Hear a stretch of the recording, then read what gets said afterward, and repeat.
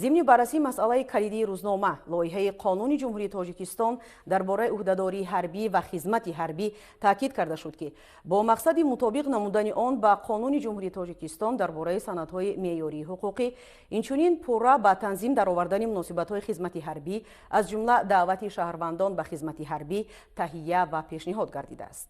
در لایحه قانون ترتیب نوی خدمت حربی در هیئت ذخیره‌های دعوت سفربری پیش بینی گردیده است.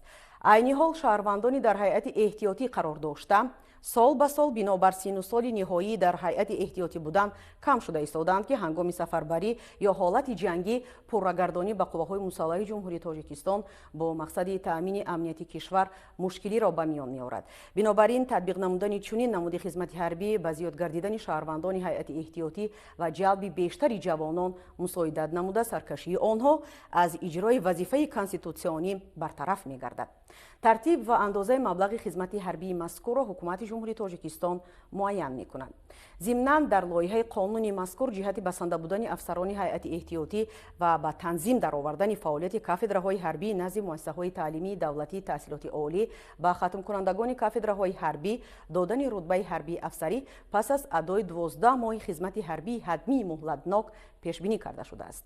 در اجلاس از روی همه مسائل بررسی گردیده قرارهای دخلدار قبول کرده شد.